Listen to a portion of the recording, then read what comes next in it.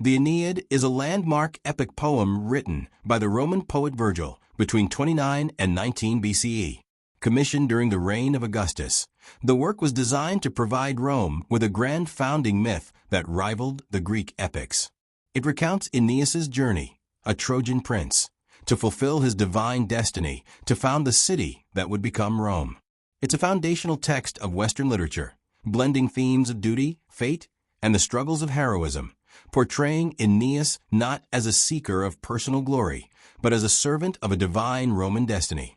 The Aeneid can be divided into two parts. The first half focuses on Aeneas' wanderings after the fall of Troy, echoing Homer's Odyssey.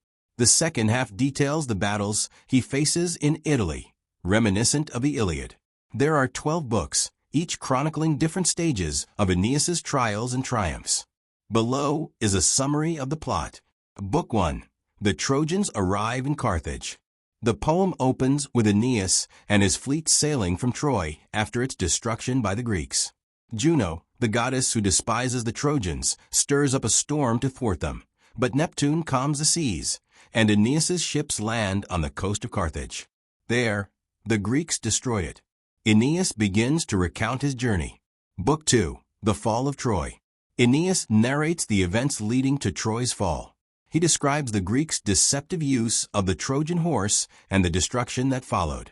Despite his initial resistance, divine signs persuade Aeneas to flee the city with his family and a group of survivors. Tragically, his wife, Creusa, is lost during the escape. Book 3. The Wanderings of Aeneas.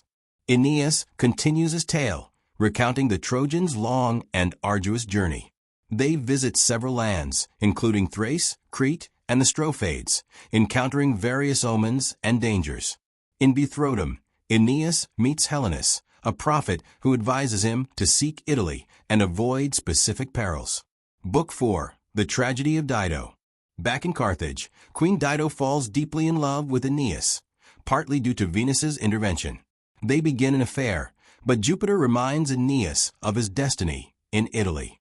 Reluctantly, Aeneas leaves Carthage, and Dido, heartbroken and enraged, curses his descendants before taking her own life.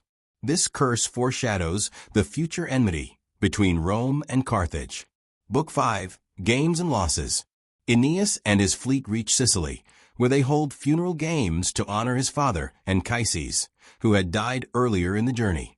Meanwhile, Juno incites the Trojan women to set fire to the ships, but Jupiter intervenes to save most of the fleet. Aeneas, realizing the hardship ahead, leaves some Trojans in Sicily and continues toward Italy. Book 6. The Underworld. Upon reaching Cumae, Aeneas consults Sibyl, a prophetess, who guides him to the underworld. There he meets the spirit of Anchises, who reveals Rome's glorious future and the destiny of Aeneas' descendants. This vision strengthens Aeneas' resolve to fulfill his mission. Book 7. Arrival in Latium. Aeneas and his followers arrive in Latium, where King Latinus offers his daughter, Lavinia, in marriage, as foretold by prophecy.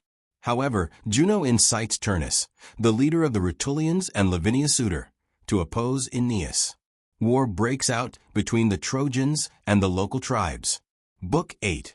Alliances and Preparations. Aeneas seeks allies for the impending conflict. He visits King Evander, who agrees to support him and provides troops. Evander also shows Aeneas the site of future Rome.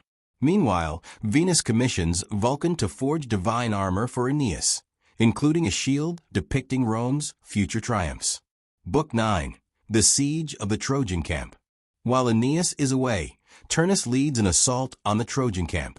The Trojans defend themselves heroically, but two young warriors, Nisus and Euryalus, are killed during a daring mission to seek help.